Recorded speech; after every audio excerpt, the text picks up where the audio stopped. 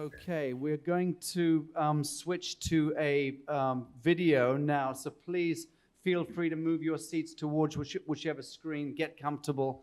It's going to be a 30-minute piece, but really important stuff.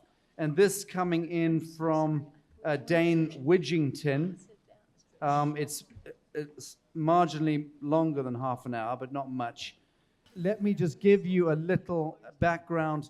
Dane Widgington has an extensive background in solar energy. His personal residence was featured in a cover article in the world's largest renewable energy magazine, Home Power.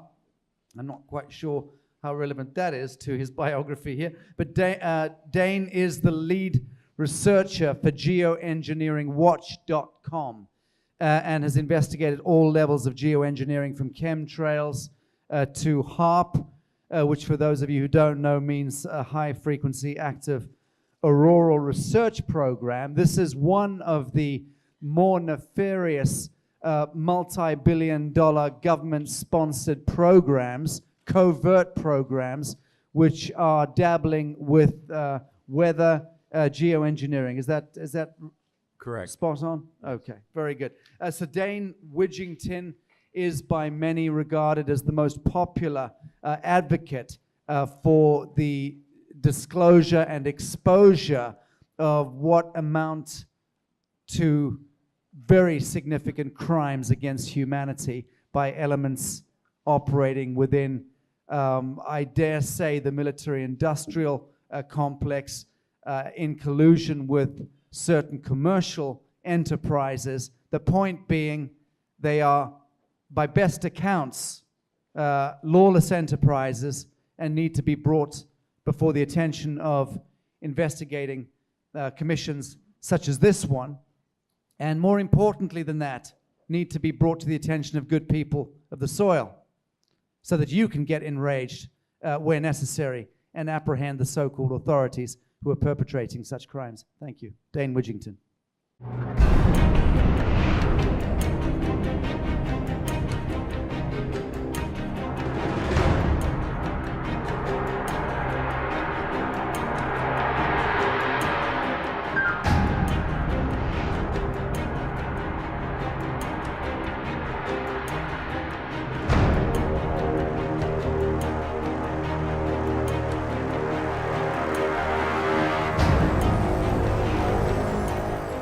We're told this is all, quote, condensation that we see in our skies.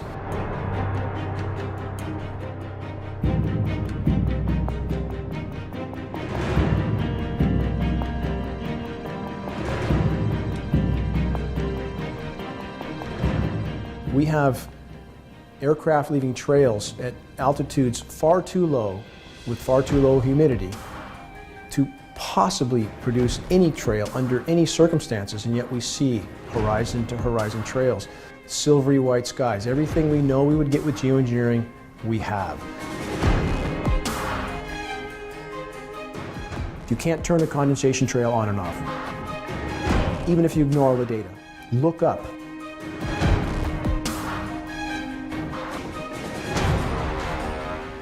We see these trails down 20,000 feet, sub 20,000 feet.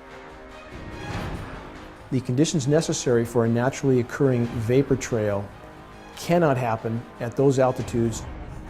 We have film footage of these tankers spraying at altitude, military tankers, KC-10s, KC-135s, C-17 Globemasters. We have up-close photographs of retrofit nozzles mounted on aircraft spraying directly into the exhaust stream to make it look like condensation.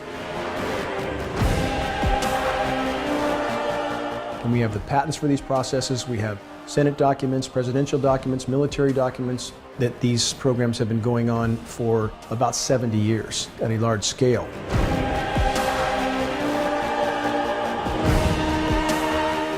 Every single bit of science data, from the type of the engine to the atmospheric conditions to the flight plans, everything makes clear these are not, cannot be condensation trails.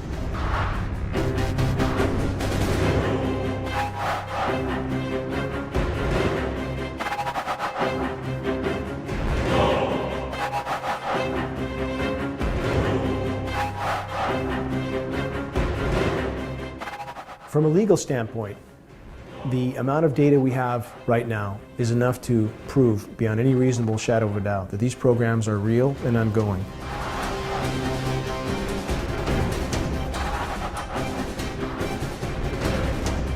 The effort to try to cast doubt on this issue is immense. It's up to the public to start thinking for themselves and doing a little investigation.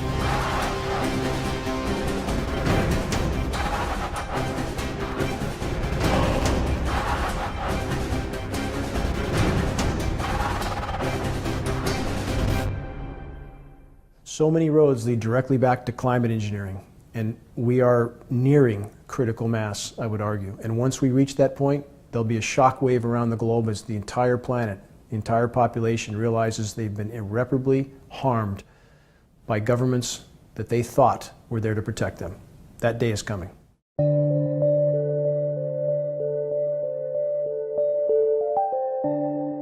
What is geoengineering? Geoengineering means climate engineering and climate mitigation. It means to play God with the weather. The primary methods of engineering the climate is to fill the atmosphere with light scattering particulates that are sprayed from the back of jet aircraft. We know many of these particulates are heavy metals. We know that from testing from around the globe and patents as well.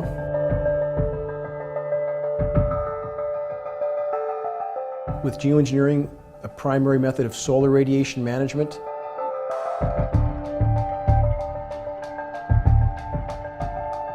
The stated purpose is to block some of the sun's incoming thermal radiation to try to slow down the greenhouse effect that's happening on our planet from the buildup of greenhouse gases. So we have aircraft dispersing light scattering particles all over the globe. It's creating a condition that's termed global dimming.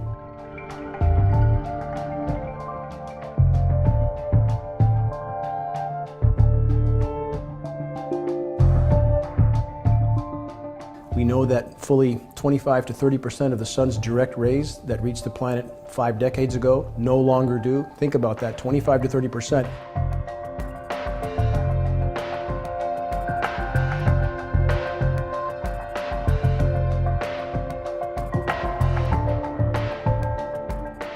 These particulates, when they settle down to the sea surface, are then utilized for ocean fertilization.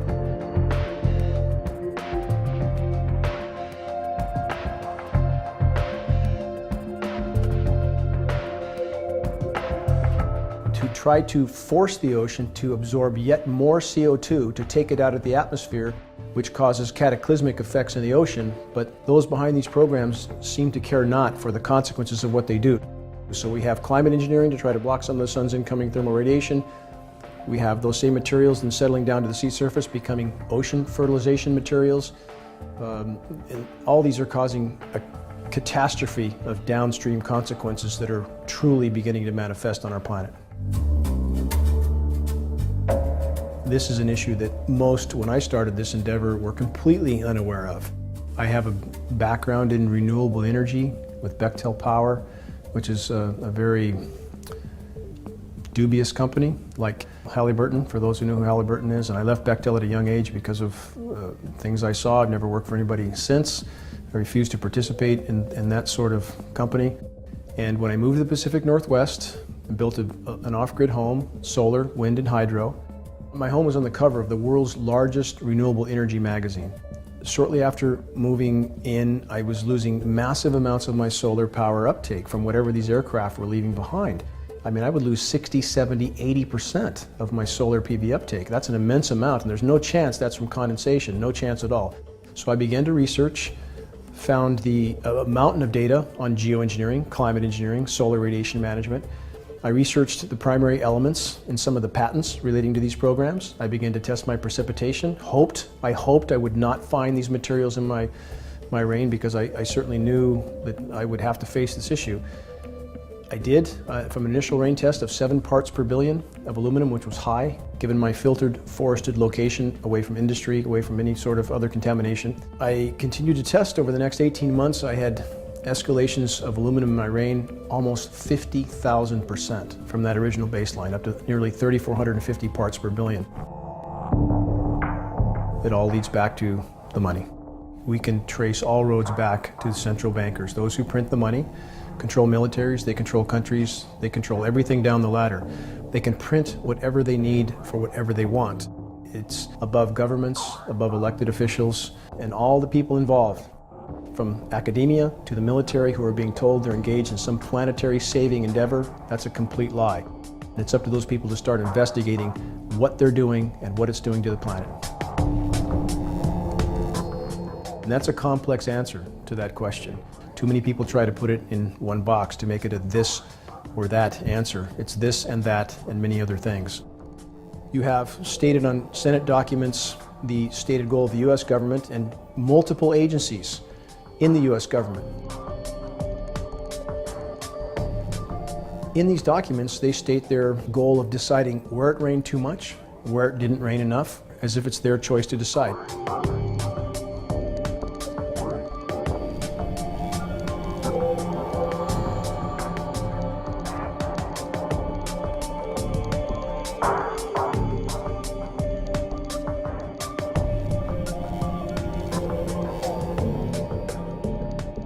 We have weather warfare.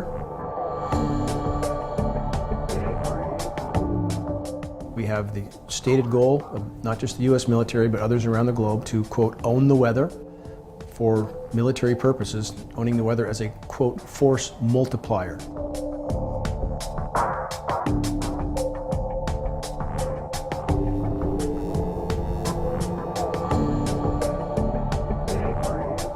Why would they not want to control the weather when they can win a war without firing a shot, when they can win a war without another country even knowing they went to war? Geoengineering is the pharmaceutical cure for planet Earth. The military-industrial complex, keep business as usual as long as possible, hide it from the population as long as possible, use it as a weapon as long as possible. They're not about to let go. There are many layers to the why question, and people need to not try to put it in one box. But I want to state this. There is no benevolence in these programs. What I have tried to do at geoengineeringwatch.org and tried to encourage other very committed activists to do is to utilize the science terms when trying to convey this issue to others, so that when people search this issue online, when they look for data, they find solid, credible science data and not conspiracy theory and hoax. Thus, semantics matter. If we use the science terms, climate engineering, geoengineering, solar radiation management, stratospheric aerosol injection, if we know and use the science terms, people will search and find science data. When people use the term chemtrails, which many people are bent on using that term, certainly it's a descriptive term, but it is a non-science term that by design leads people to definitions of conspiracy theory and hoax, and that's as far as most people get.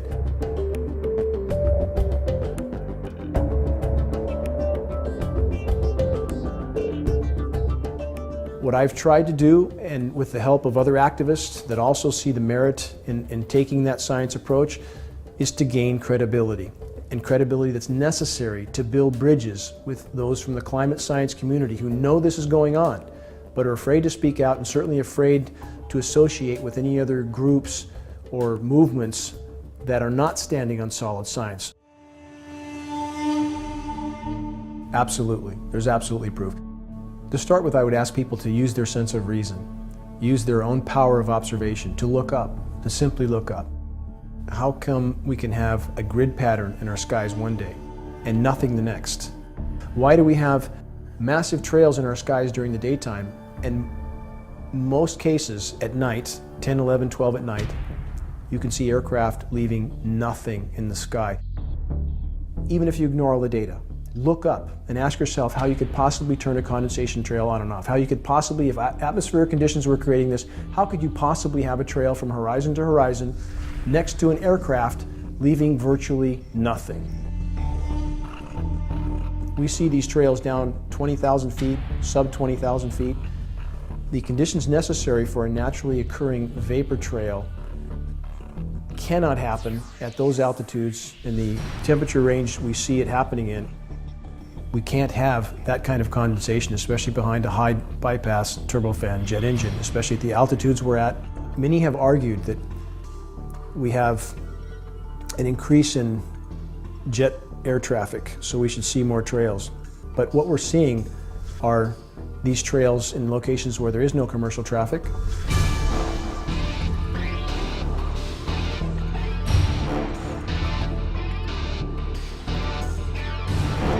In every place we would expect to see this fallout, we see it. It's bioavailable. These particulates are so small they're absorbed in everything from plant life.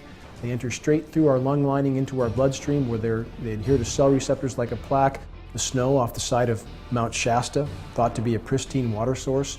Snow samples off the side of Mount Shasta, as tested at the state-certified lab by a former Forest Service biologist, showed 61,000 parts per billion of aluminum. Highly toxic snow. Many times more aluminum in the snow than in the soil beneath the snow.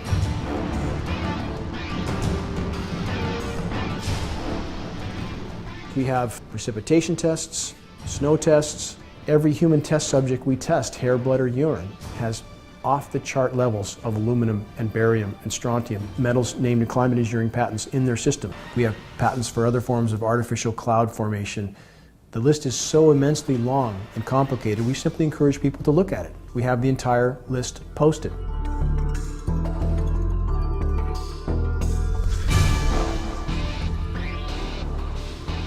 Individuals who don't want to face this issue try to claim that because aluminum is so abundant in the environment, 8% of the Earth's strata, we should see it everywhere, and that's a blatant lie.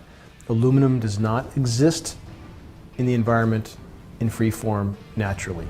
Aluminum can't exist in that state unless it's been mined and refined and sprayed, period. And now it is showing up in free form everywhere.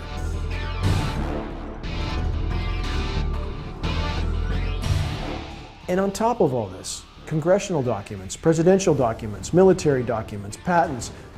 How much proof do we need? Historical fact, weather warfare going on around the globe, Project Popeye, Project Storm Fury. From a legal standpoint, the amount of data we have right now is enough to prove beyond any reasonable shadow of a doubt that these programs are real and ongoing.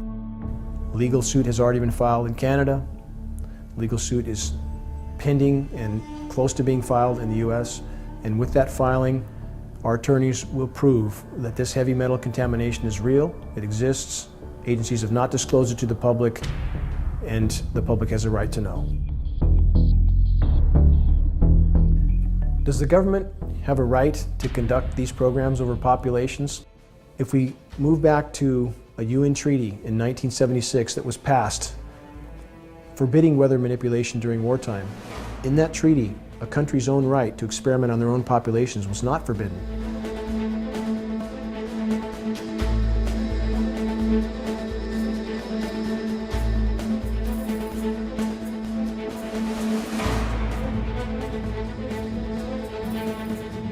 So we have loopholes in the system, especially in regard to national security, where countries are not forbidden to conduct such programs over their own populations.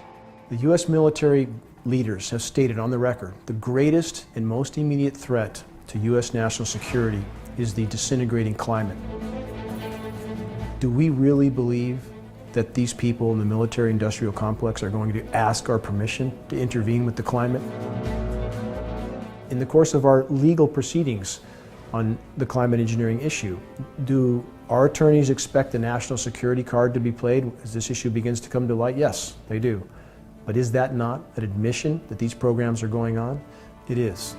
This is a primary question that so many people use to fortify their denial and walk away from this issue. How many things have they done to themselves already that we already know about? How about detonating over 2,000 nuclear weapons around the globe?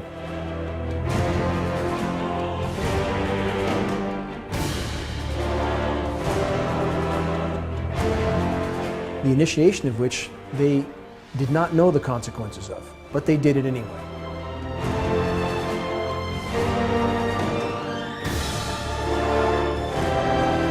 Let's look at Fukushima.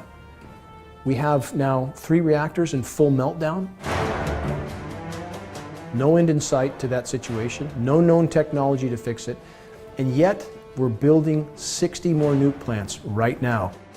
In the case of climate engineering, again, it's a very complex issue. It's not a deliberate attempt necessarily at ecocide, genocide, or omnicide, but it does add up to that. The planet has been irreparably damaged now, and those in power simply look at this as a risk-to-risk scenario, the risk of doing it versus the risk of not doing it. We're already geoengineering the planet. Human activity is a form of geoengineering, period. When you alter the natural life form or life-sustaining systems of the planet, you're geoengineering the planet. So from their perspective, they feel compelled to try to engineer the planet, to compensate for the damage already done. There's many people making profit at this, disaster capitalists, too many people invested to turn back. So in order to keep business as usual, they have chosen for us, without our knowledge or consent, to engineer the planet, going back 70 years, doing immensely more damage than what was already done. How many examples do we need of the suicidal behavior of those in power? And we have a population that simply wants to look the other way, wants to go about their personal pursuit of pleasure, and doesn't want to do their part.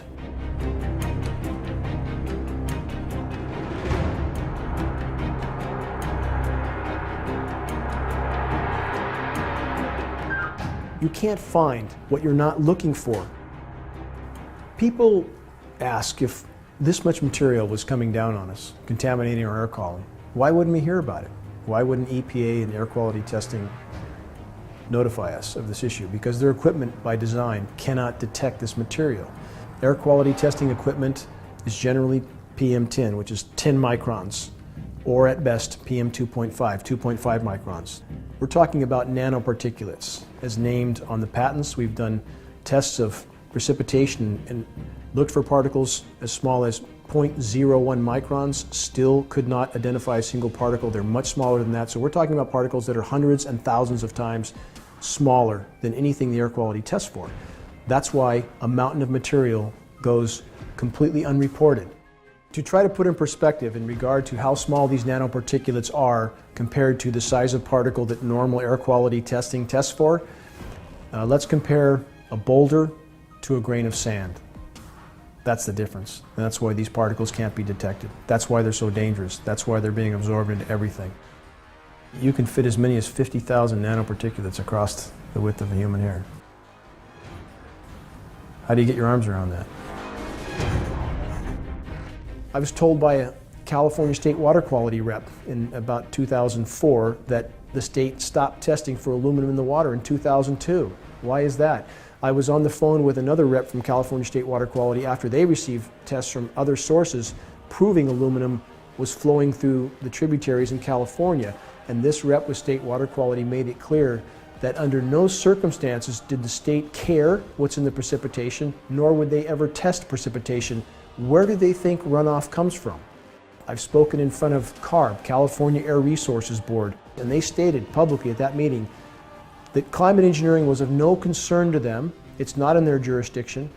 I've been in high-level EPA meetings in Sacramento, one arranged by a congressional rep, 5 top EPA people in that meeting, and told to my face that the system is rigged, that they are, in the case of air particulates, for example, they're told what to test for, mandated, and the rest of the test goes out the window. They're told to test for combustion particulates only, and the rest of the sample is not even examined.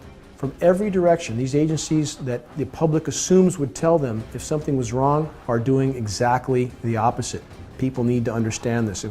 If we're going to preserve a future for our children, it's up to us. Anybody that's in a position to know firsthand this is going on and speaks out about it, they can expect unimaginable repercussions. We do have a pilot, in fact, that is speaking out about this issue on the record. We have a number of pilots that have. If they're a government scientist, no First Amendment protection, and in the case of National Weather Service and NOAA employees, federal gag order. We need to have a population that supports these academicians, that gives them the cover they need to come out of the shadows and start telling the truth. We are required to be good stewards of our planet, period. It's not an option, it's an obligation. I'm sad to say that most seem more concerned about protecting their 501c3s, their nonprofits. They do not want to address this issue.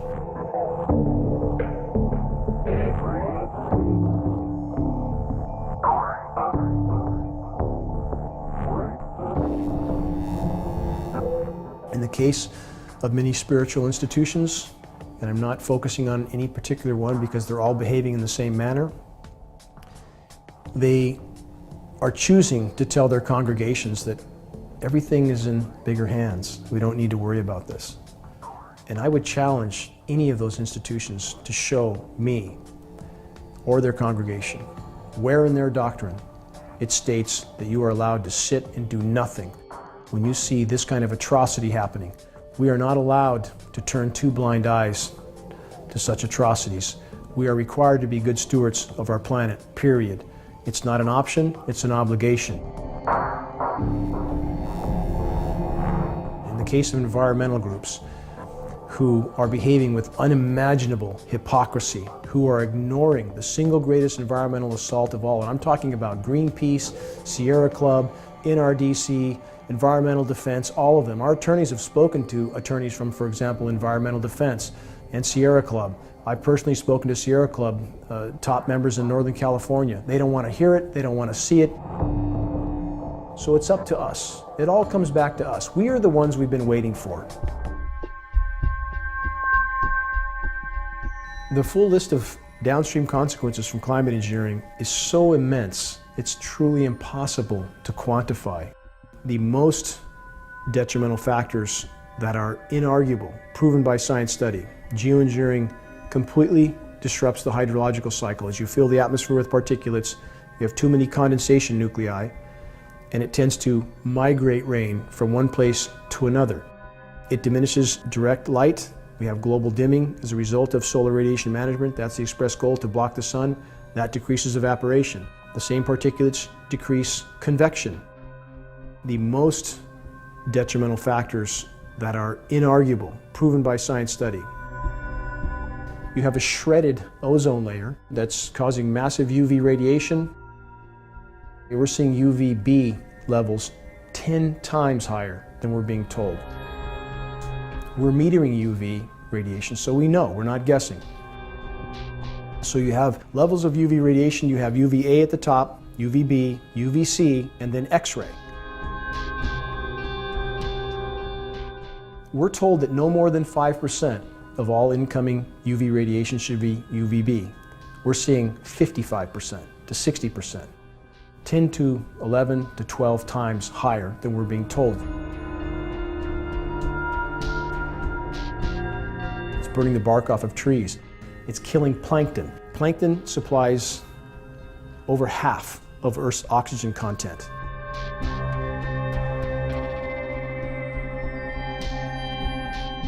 We've seen global plankton populations plummet 50 to 60%. That's the bottom of the food chain, the bottom of life on Earth. And also, this is important to consider, on a warming planet, we should have an increase in atmospheric RH, atmospheric relative humidity. Laws of physics say we must.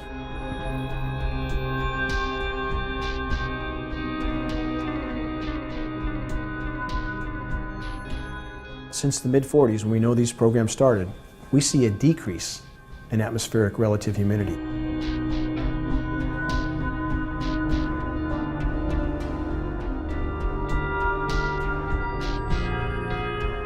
Because these particles are desiccant materials.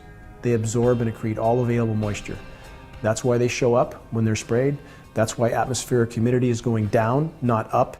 We have the bioavailable metals that are in the rain, which radically affect the root systems. And we know from peer-reviewed study, in the case of aluminum, when trees like conifers and boreal forest sense the aluminum, they shut down nutrient uptake.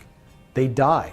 We have forests now that are not only not producing oxygen, they're not feeding on carbon, they're not absorbing, they become carbon sources instead of carbon sinks. The same particulates decrease convection.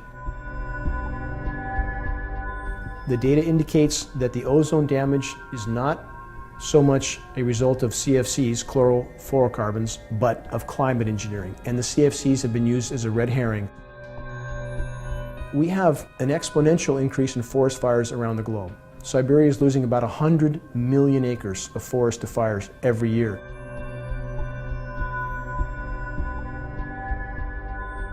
We lost 600% more forest to fires in Canada last year. These are astronomically high numbers. As climate engineering, again, how does it fuel forest fires? Again, less rain. We have an intense ozone destruction that's causing massive UV radiation, which has a very detrimental effect to the trees. We have more dry lightning. We have an incendiary dust coating the foliage. These metal particulates are incendiaries, so they coat the foliage. The aluminum showing up everywhere. In whales, we have a study of 1,000 whales from the most remote places on the planet, and the study stated clearly, and I'm quoting directly from the study, jaw-dropping levels of aluminum in their tissues. There is no place to hide from what's falling out. The bees are dying around the globe. Myself, I've communicated with some of the head bee people around the country for many years, tried to plead with them to investigate this issue, that there was a much bigger factor with the bees than glyphosate. And that issue was heavy metals, i.e. aluminum. We now have peer-reviewed study that proves the bees are dying of aluminum, that bees are exhibiting symptoms of Alzheimer's and dementia because they have, in many cases, 70 times more aluminum in them than it takes to cause Alzheimer's or dementia in a human being. It's a wonder any of the bees are alive at all. We're seeing an uptake in all plant life. There is no organic anything at this point, nothing. All plant life is uptaking these materials. According to Norwegian researchers that we've worked with and communicated with, they're seeing horizontal gene mutation in all plant life. Word is traveling rapidly. People understand that something is very, very wrong in our skies with the climate, with the dying off of the trees, wildlife, frogs, fish, bats, birds. We're looking at biosphere implosion right now. We're swimming in a toxic sea at this point. What's happening inside us? These particles are endocrine disruptors. So the list of effects on the human body is immense, many of which are unknown.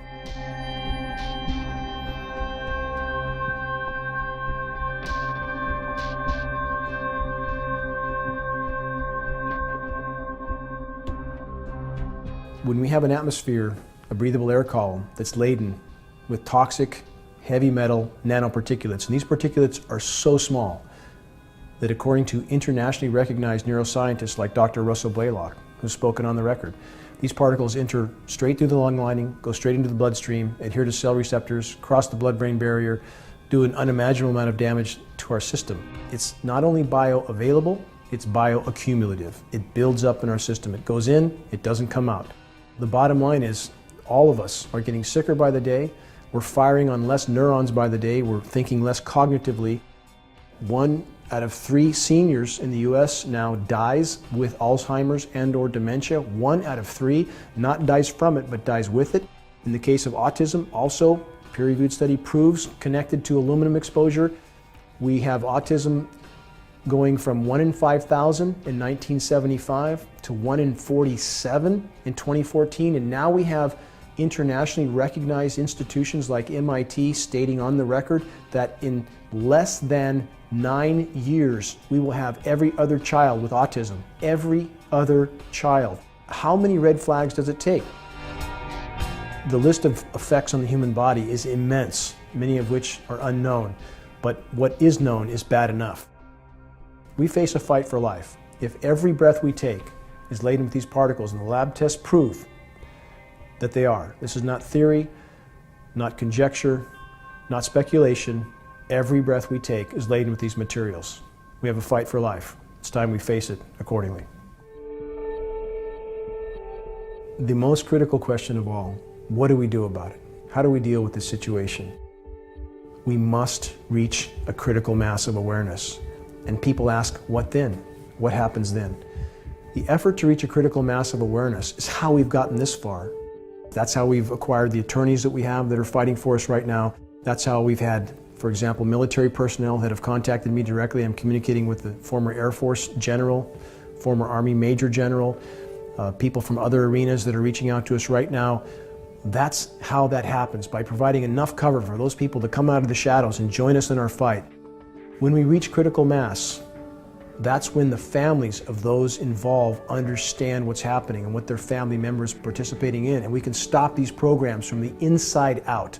That's the only way we can stop them. We can't go up against the U.S. military. We have to stop these programs from the inside out by appealing to our military brothers and sisters We must have them on our side or we have no chance. What does the common man do, or the common woman, to help in this battle? You start spot fires of awareness everywhere around you, and you do that with credible data. You keep flyers, credible informational flyers with you, which are much more effective than pointing at the sky and ranting. That only makes people shut down. Once we reach critical mass, and every human being on this planet understands the severity of the situation, the immediacy of it, and the fact that their planet on which they and their children depend and their own health has been permanently and irreparably damaged, then that's when the paradigm changes. Help us to bring this issue to light while we yet have time. If we can bring it to light, we can bring it to a halt. Do your part.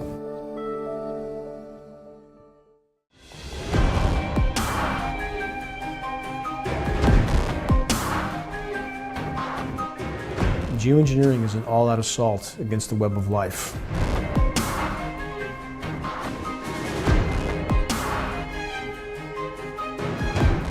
If we continue on this course, your paychecks and pensions won't matter.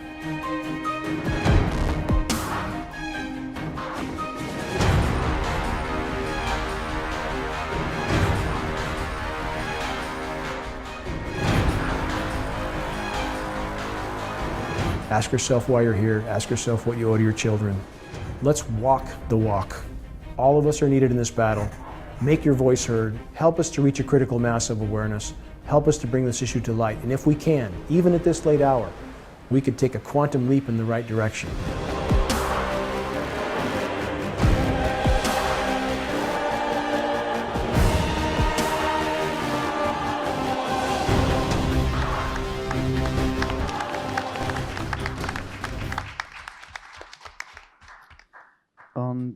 On behalf of the Judicial Commission of Inquiry into Weaponization of the Biosphere, I'd like to commend Dane Widgington and his organization Geoengineering Watch for the remarkable work that they're doing in exposing the threat that we're facing. As he pointed out, every breath we take is laced with lethal toxins.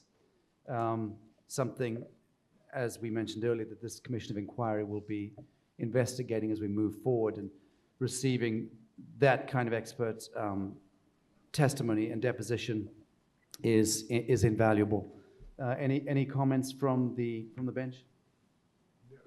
Well, all I can think of is it could be dangerous if, in an aggressive warlike sense, if they're can target it to make it rain all day for 40 days and 40 nights in one country, and to not rain at all in another country. It could control the economies of the world. I was just thinking you'd only need to stop it raining in Australia for a year for the whole country to become desert. Grace, any comments from you? Seems we are heading to a dim future, and we need to do something about it. Time for action. I don't know whether I want to ask this question to Sasha. Over the last few days, we've been listening to different reports, how bad the situation is, modern technology, etc., including what we've just had. My question to you, Sasha, have you been targeted? Has any party tried to buy you to shut up and never raise these issues? Well, Your Grace, thank you for the question. I rather wish people had tried to buy me to shut up. I probably would have accepted the gold. But no, alas, no one has offered to buy my silence or the silence of the various initiatives and organizations that I'm involved with. But coercion, threats, death threats, guns at the head, poisonings, substantial threats of that nature over 21 years. Yes, I'm deftly experienced at that bag of tricks, shall we say. But I'm not alone. There are a great many frontline activists who suffer a great deal worse than I have. So this is the fortune of our friends here. Some of them will be asked to hush. It's my contention that that the time of that kind of danger is coming to a rapid close. Rather like Dane Widgington inviting us to consider critical mass awakening as the only likely antidote to an otherwise diabolical and, dare I say it, Babylonian dream spell that we're still emerging from, I think he's entirely correct. We need to actualize individually and collectively. Once we've actualized, we need to move into right action and not simply fall, as we usually do, into abeyance, because the human nature in spirit is so trusting and kind and decent in its foundational premise that we tend to follow instructions. We believe the law of first report. I've spoken about this for years. When we're born, we're told you're a Muslim, you're a Jew, you're a Shinto, you're a Hindu, and this is your God, and that's your mosque or your temple, and that's the metric you're expected to follow if you want to be included in this culture. And of course, as children, born into the trauma of the world, we follow orders, and we do what we need to do in order to be loved, to be received by the family, by the community, by the culture. And that's where the dream spell begins. We fall into the herd. And the herd, alas, culture in its most diabolical sense is what's happened to us. Our culture has become weaponized as well in that sense. It traumatizes us ever further into sectarianism. This is the problem. That's how we forget our humanness. But now, with what we're seeing with the awakening and this critical mass that Dane Widgington was inviting, in fact, all of the witnesses who've spoken in the last couple of days, and all of the keynote speakers at the World Health Sovereignty Summit, which preceded these seatings, all said the same thing, more or less, that it is now up to us, and here we are. And that's the wonderment of what's going on at the moment. We're here, we're the ones apprehending the status quo, we're the ones moving on to the front foot, and we're the ones who will bring about the policy change, the paradigm shift. We're not waiting for anyone else. And one of the key things is to stop asking permission, because we're also cultured into asking permission to do things, to be things, to say things, to think things. It's now time for a regenesis of the human flame of sovereign expression, where right action and pure truth become the universal credo.